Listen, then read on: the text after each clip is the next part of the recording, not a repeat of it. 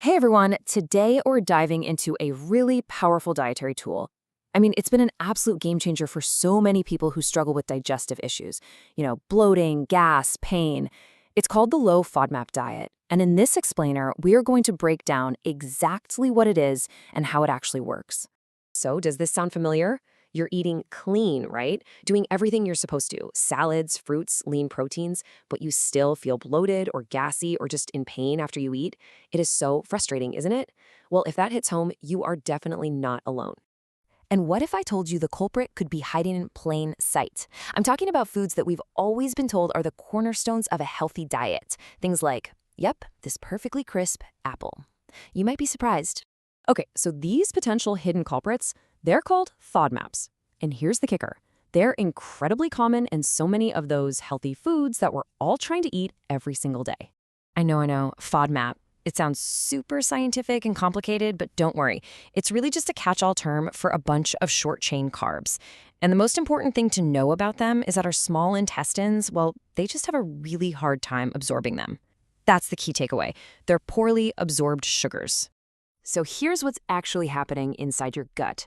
Since these FODMAPs aren't absorbed properly, they travel all the way down to your large intestine pretty much intact. And once they get there, a couple of things happen. First, they act like little sponges, just pulling water into your gut. And second, the bacteria that live down there see them and think, party time. They start fermenting them really, really fast. And it's that combination, all the extra water and all the gas from the fermentation, that stretches the intestinal wall. And that's what triggers the pain, the bloating, and all that discomfort for anyone with a sensitive gut. All right, so we get the what and the how, right? Now, let's get practical. Think of this next part as your FODMAP field guide.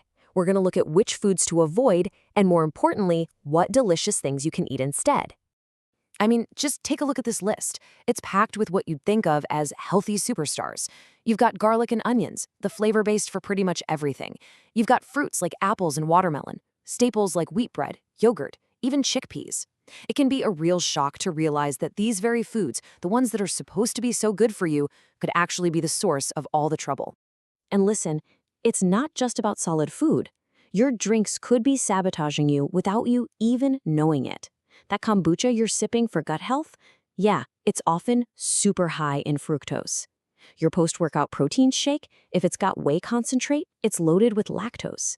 Even some of those herbal detox teas have chicory root, which is a really potent FODMAP. Okay, but here's the good news. This is the empowering part. This diet is not about deprivation. It's all about making smart swaps. So take garlic and onion, for example. Instead of using the actual bulb, you can use garlic-infused oil. And here's why that works. FODMAPs are water-soluble, not fat-soluble. So all that amazing flavor infuses into the oil, but the troublemakers get left behind. You literally get all the taste with none of the pain. Swap out honey for maple syrup. See, these are simple, super effective changes that can make a world of difference. Yeah, it really just boils down to these simple substitutions that can bring almost immediate relief.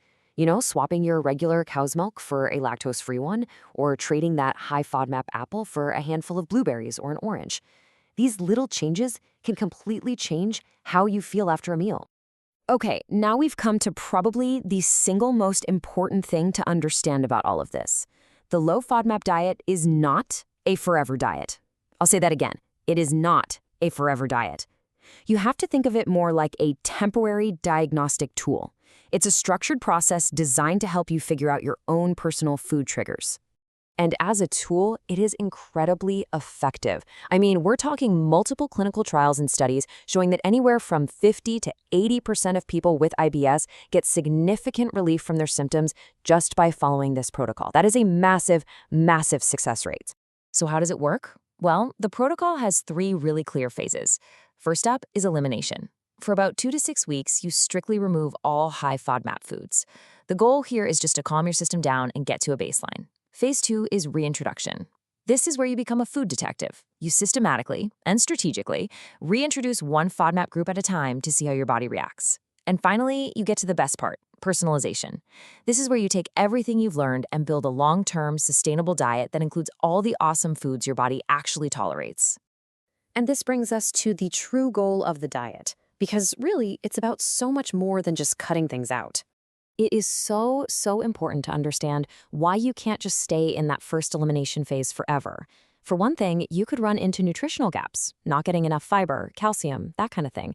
But what's even more fascinating is that a lot of these FODMAPs are actually prebiotics.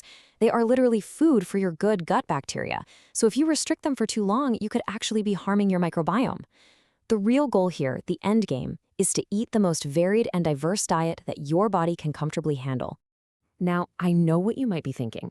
Navigating all these phases, the food lists, the portion sizes, it can feel really overwhelming. And you're not wrong. But luckily, this is where technology can be a huge, huge help and simplify the whole process. So, for example, an app like FLX is basically designed to handle all that complexity for you. It can automatically generate meal plans using only low FODMAP ingredients. It can intelligently make those smart swaps we talked about, like it knows to pick a protein powder with whey isolates instead of concentrate. And it's designed to fill in those common nutritional gaps, making sure your meals are balanced the whole way through. You know, this quote really sums up the whole philosophy perfectly. The low FODMAP diet is not about restriction. It's about precision. It's a short-term, targeted process designed to help you figure out exactly what works for your unique body. So are you ready to stop guessing? Ready to finally start finding your personal food freedom? Because ultimately, that's what this is all about. It's a path from confusion to clarity. It's about getting out of that endless cycle of playing guessing games with your food and dealing with unexplained symptoms, and moving to a place of real understanding and control. A place where you finally find what works for you.